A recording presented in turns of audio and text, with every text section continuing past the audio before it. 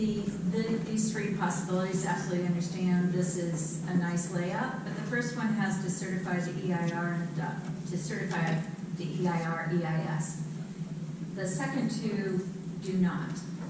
And the question that I had, because 3 meetings ago, it was kind of collectively agreed that even if we weren't going forward with the HCP, that it was beneficial to all jurisdictions to certify. Then your comment said, do not certify, and did you misspeak? I did misspeak. So Okay. any one of these could have the EIR being certified, right? But there's a question that we have for CEQA Council that if certifying the EIR, we know the two combinations, certifying the EIR and adopting the project, the HCP, would not necessarily be a good path. But it's possible to certify the EIR and not adopt the HCP. The question we have, and we really want to get more clarification on that from a CEQA-driven attorney, is we want to make sure that if there was any potential legal issues regarding that with those second and third, we would prefer not to have litigation ongoing if we could avoid it.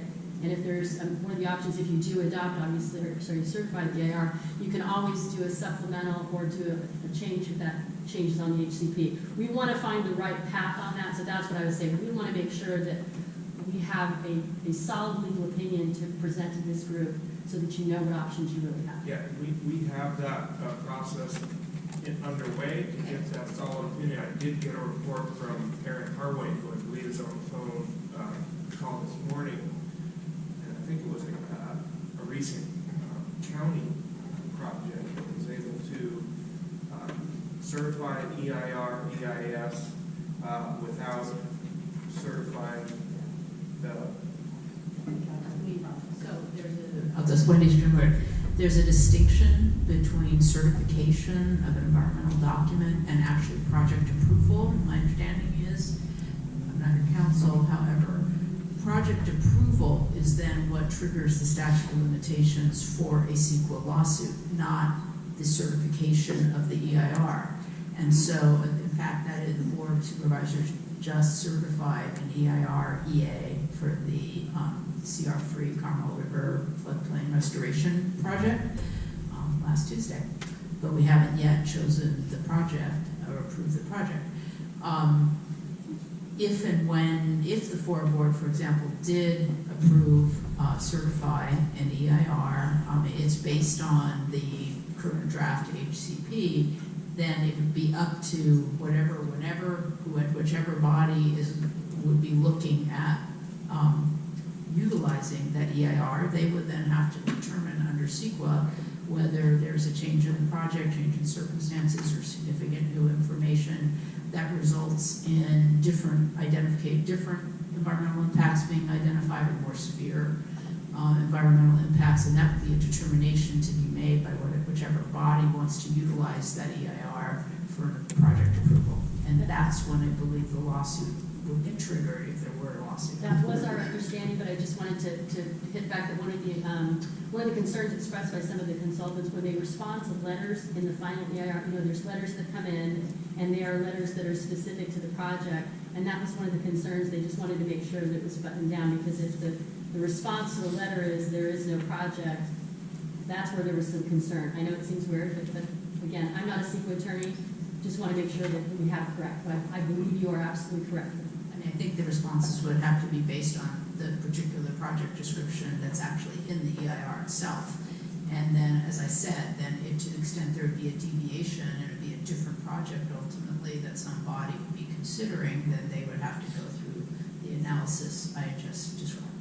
Yeah, so we're on track to bring back a strong legal opinion on that matter for you all to consider. So. Okay, so the follow-up end is, it's not listed there, but it's implied if legal and beneficial. Yes.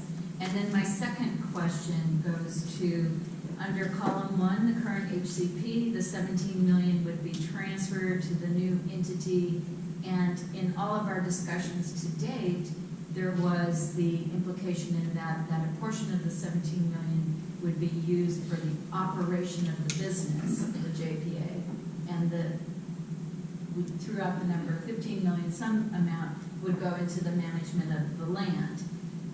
So if it applies in that instant under the current HCP plan and the new JPA, why is there a change or a restriction on the use of the 17 million? If the new entity's objective is to satisfy our habitat responsibilities of this same footprint. Sure, excellent question. I'm actually going to defer to David on this because we had a discussion about this earlier with legal. I'll say my cursory take on it from what we've been told is that when a JPA would be formed to implement the HCP, which is the purpose of that endowment funding the HCP, the funds would transfer over. If the purpose of the JPA is to continue discussions without a commitment to the HCP, then the funds don't get to go there. That's essentially correct. Under the first column, the entity receiving the funds would be committed to carry out habitat restoration work. Under a scenario where an interim JPA might be formed to continue analysis and make or see whether a collective commitment can be developed, those funds would not be spent on things directly related to habitat management. They would be spent for purposes other than those for which the funds were collected.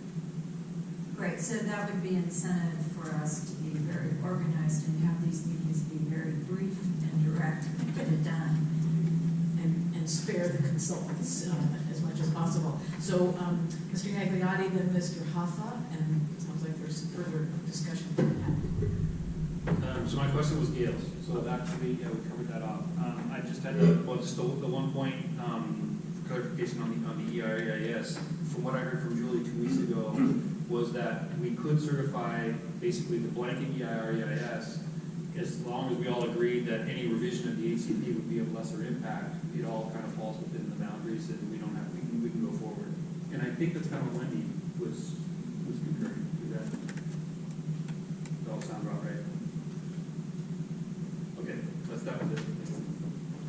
So I just wanted to note that it seems to me the advantage of putting the money in an escrow with directions that if the JPA doesn't end up continuing, that the money is dispersed per the directions it would right now.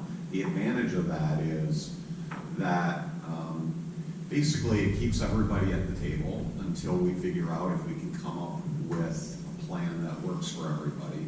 If it does, then the escrow would be transferred. If it doesn't, Marina would get its fair share equitable amount back at that point. So in essence, it gives everybody a chance to keep working on it, but also the opportunity, if they want to go it alone, to get their fair share back. So I kind of like that idea. I just have a further question for Mr. Willoughby, which is, okay, your point is this money was set aside for a specific purpose and therefore can only be used for that purpose. But I would be interested to know specifically how that purpose was articulated. Was it articulated that it would only be for a habitat conservation permit habitat conservation plan to take permits, or was it articulated that it was for habitat management obligations? I suspect it's not articulated in that level of detail at all. It's in the transition plan, and as I recall, so that isn't dangerous, because I have been known to garble things, but I think the first step in the waterfall was the JPA for the HCP. And then the second one was another JPA for, was it just the habitat management plan? And then the third was kind of a distribution, something FORA would make up, which if FORA's going to do it, they better hurry up, or we better hurry up. But the idea was there's some distribution of money according to acreage and possibly species, but then also keeping some money aside for a take permit, a pool of money for take permit. So I don't know, Ken, you've been intimately involved with If I may, it's, and I'm very excited to report this as well for those who will be at admin. Wednesday's admin will be reviewing the hopefully final TPIA, the Transition Plan Implementing Agreement, and that very subject was addressed within that. Just the draft, Wendy, don't worry, you got plenty of time to look at it. The idea here is that you are correct. It does stipulate that there's a JPA, it gets the funds. If there isn't a JPA, then the FORA board has to determine another means of distribution. And we interpret that if this group decided they wanted to do something, that they could do it, and that would be what the FORA board would take action on. So that would be their plan, or not. And I think the other thing we're looking at and speaking with David is, clarifying that information about the 17 million, because hypothetically, and this is very hypothetically, if it was determined that the HMP could be implemented with that 17 million, is that a valuable and viable use of the funds? We don't know, but that's another thing we've got to have legal look at and also cost out. Okay, so, are we, I don't know where we are in the agenda, and Question right here. Okay. I was just gonna make a comment, and I think there are two issues. One, the CFD revenues. So the 30%, 17 million we've been talking about are generated by the CFD. CFD is a special tax, as most people in this room are aware of. The uses for which that money can be put are defined in the notice of the lien for the CFD. It describes generally habitat management activities. So that money and it's set aside at 30% by FORA board policy. So the FORA board could change that policy if it wished. It has not done that yet. In the transition plan, it has said, we've identified this amount, we intend this amount to go to habitat. So the transition plan, though, my understanding of how that was supposed to work is we were going to have a JPA for the HCP. And if there was another form of JPA, that was going to be something. But then the FORA plan would break that money out into two pots, one for habitat management and one for the take permit piece of it. So two pots, habitat management plan, essentially, manage the areas, and then one pot for those future development activities that needed the incidental take permit. So I have a question. So if we're thinking that we would like to at least try to see if we can get to some sort of cooperative agreement, and we may need some sort of agreement between us to continue those conversations and establishing some sort of entity or process, could the document setting up that entity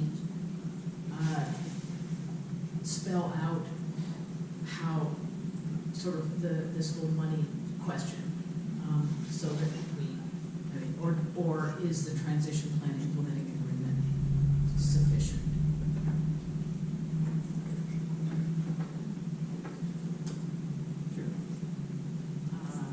I don't know who that question is directed to. Yeah, I don't know. I would say, from the City of Marina standpoint, we voted against that plan at the board meeting, and part of that is that it's not sufficient for this purpose. There are other things that we had a disagreement about.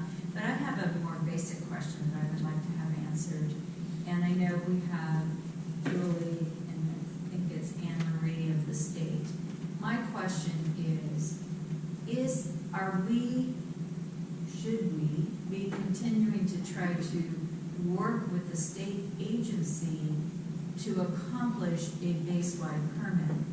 If the state agency is saying, never going to happen, or it can only happen if you use 3 to 1 ratio or something that we need to factor into the costs that are currently not factored in, we need to know that immediately.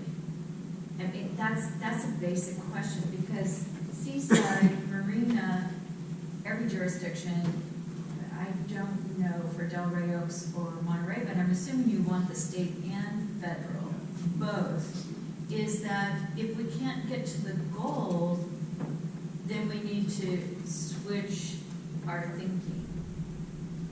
So that would be a real critical question to get answered, and I get that the 2 people on the phone may not be prepared to answer that today, but that's one question. And because the caveat of all of this has been, under its current format, we are thinking we're underfunded. So whatever the state does to give us that base-wide permit is potentially, I think, going to add additional cost.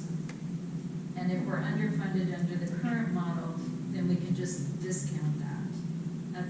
I'm trying to narrow the focus, that we're not just spending another 6 months looking at pie in the sky, but we actually know what is the problem we're solving. Thank you. So is it worth seeing if our friends on the phone can give us some thought on that question? You guys, you had a question? This is Erin. I'm on the phone, but I'm not sure if you can tell me. I'm on the phone, but I have the International Guard phone number right now. I can't hear. Can you guys say, hold on, there's more. Hold on a second. They always do this on Friday. Okay, sorry. Can you restate the question?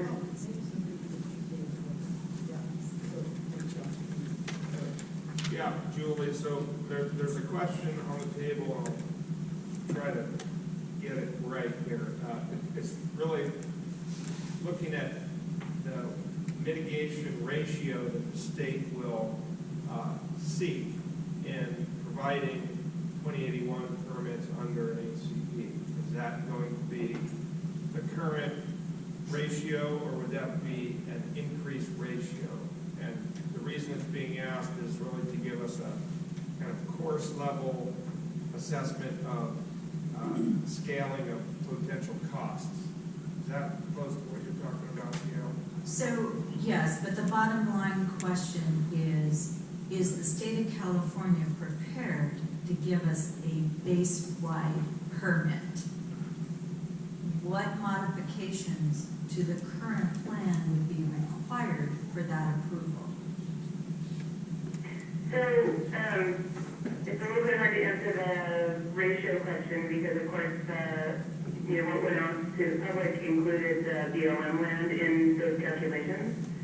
And so if the same sort of mitigation standard could be reached without the BLM land, I think we would be okay. But, that would require some revision to the impact numbers, or possibly, at least the impact. I don't know enough about where some of the impacts are, but in terms of sort of micro siting, but perhaps things could be moved around to avoid some of the best stuff, and then we can talk about specifics. But the real issue is without the BLM land, particularly for, I think, CPS and San Gilead, it will require some revision to sort of get at the same standard that was being pursued. I hope that answers the question. So just to clarify though, Julie, to follow up on this question of the base-wide permit, that's still on the table, correct? Yes. I mean, obviously we need to work through some details, and that's why we talked about it being uncertain, because the details were up in the air, but it sounded like there was at the meeting we attended in person, that there was a willingness to, come to the table with maps, and obviously you guys did that at a subsequent meeting, to sort of reevaluate, how much take coverage you guys really want in terms of acreage, and then, whether or not you would be moving things around. So we still certainly can have those conversations, and, we've not come to a conclusion that we cannot issue one. We just knew that we had some challenges ahead with, some revisions. But it sounds like people are willing to be creative and really think about what's needed. So this would be the subject of the working group's 6 month or a year effort. I saw Craig had a comment. Just that question and that answer leads me to believe that this question of governance is a little bit ahead of the actual pragmatics of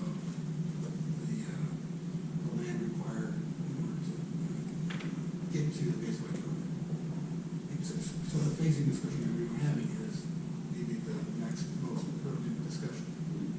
Right, so just from the standpoint of the conversations with the staff and the consulting team, doing a sort of a detailed reassessment of how the phasing would impact acreage and thus require mitigation is not a simple and short time frame process from what I understand.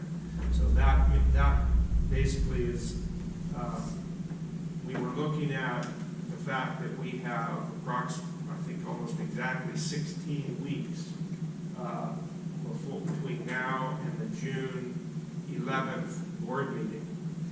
So that seeing how, the question to the group here was, is our time best spent diving into a rather detailed and site-specific analysis of potential futures and then coming up with mitigation acreage calculations that would then go through a complex financial model, or are we better served to determine whether this group wants to go forward in some collective fashion and set the path for that to happen, and then get into that level of detail.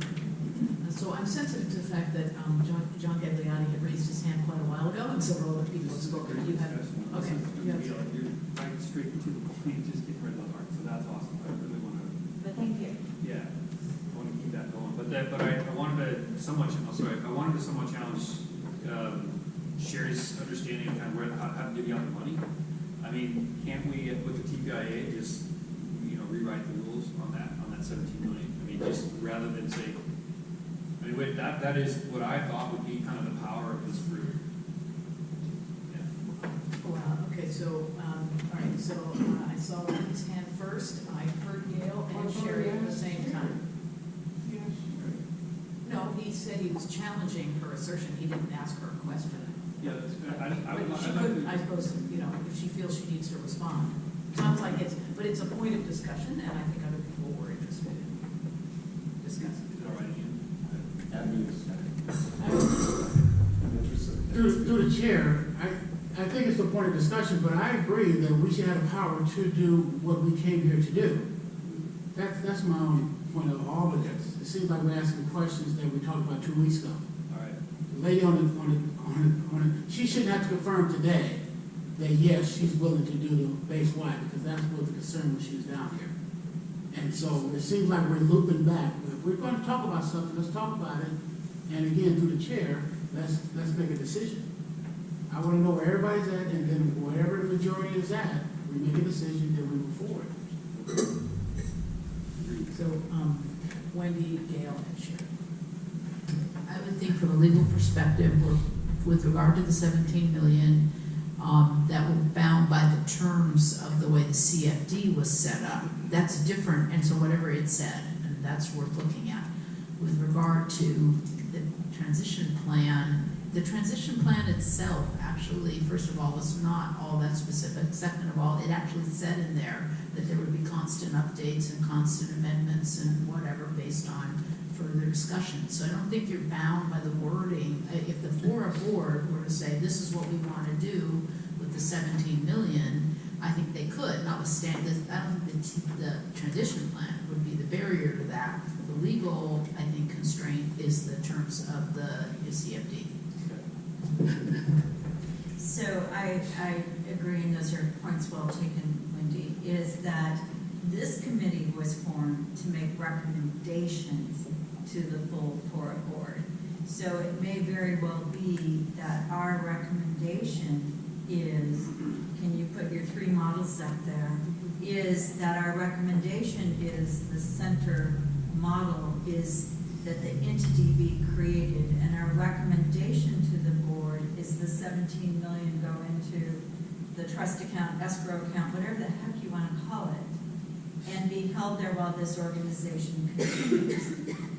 I don't think that this committee is really the one that needs to right now sit here and formulate what needs to be in this HCP, or excuse me, the JPA, to take the money to be able to continue to function. Those are legal questions. We have legal teams to draft that. But if that, I kind of heard that as a consensus that every single jurisdiction that I wrote it down said we want to continue to our objective, with the caveat also that the state of California now saying, yes, we're still open to giving you a base-wide permit, makes that even more attractive for some of us who don't need the federal permit.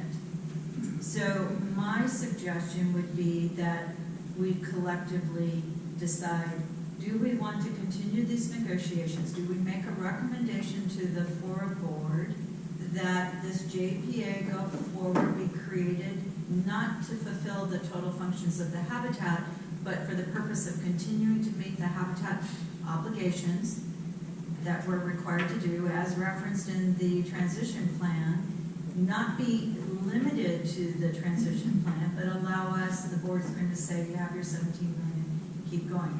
I also would ask this committee to make the recommendation to the board that additional funding from the general fund, not the CFD funds, which have a limited scope, restricted use, but there would be general funds put together for the continuation of this JPA to cover costs, which of course are going to include some legal costs for preparation of whatever we ultimately come out with. So that's what I would like to see come out of this committee, and I don't want to sit and wordsmith those because none of us are skilled enough. So that's my request. Thank you. So the TPIA, answering that question.